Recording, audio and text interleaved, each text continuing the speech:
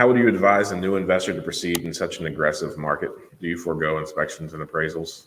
I forego inspections for better or worse. You can't forego appraisals if you're using a lender. Lenders want to use that. If it's a private lender, you can forego appraisals, but I wouldn't forego market analysis, right? So I don't need an appraiser to tell me what the comps are. That's more of a formal thing that banks use to kind of, hedge against manipulation, price manipulation. But you can get on PropStream, you can get on Realtor.com and pull your own comps. This is a statement. So like, I haven't yet invested in a market, a downturn. So I'm only speaking out of me having talked to a lot of people that have experienced and invested throughout the downturn. But unless you need to sell, the actual price of the assets doesn't really affect you much. If you are analyzing your properties for cash flow, so long as these properties stay rented out, then you're really not going to have too much of a hiccup.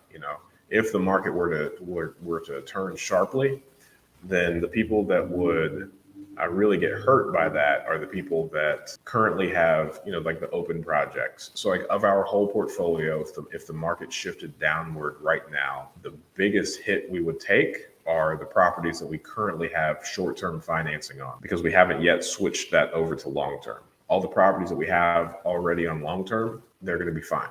So long as we keep them rented out, they're going to cash flow. It's fine. We have no intentions of selling.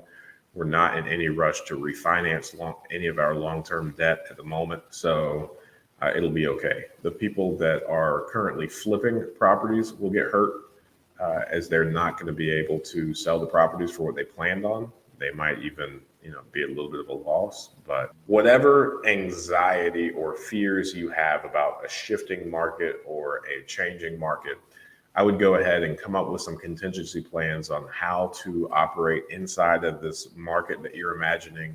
I would go ahead and come up with like some contingency plans, how you're going to handle it, make peace with it, and then keep charging ahead. I would really not spend too much time kind of obsessing or fearing over, market shift, because, at one point you kind of have to look at yourself as a business, right? And as soon as you're a business, we could see it in tons of cases. Businesses that did not adapt kind of get left. All of businesses is constantly, pivoting, adapting to the changing marketplace.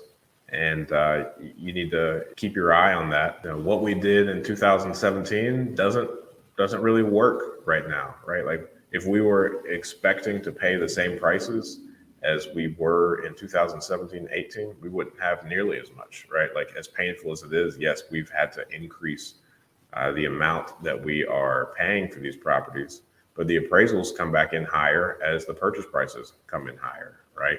So it's one of those things that if you're formulaic and if you're going off like 75% of the after repair value minus any of the repairs that you're going to make, then if the market's going up, it's going to keep going up. Would you advise a new investor to wait with a recession leaning? No, I would never advise someone. I think sitting on the sidelines is one of the most detrimental things you could ever really do. I would never do it. Thanks for watching that clip. I thought that was a good question. And I think you can ask good questions too. Join us every Friday morning at 8 a.m. Eastern Standard Time for a live stream Q&A where we answer plenty of questions just like this one. In the meantime, consider subscribing to the channel if you want more of this content. And if you want to increase your deal flow, analyze properties better, and help me feed my family, click the link below for a free 7-day trial of PropStream.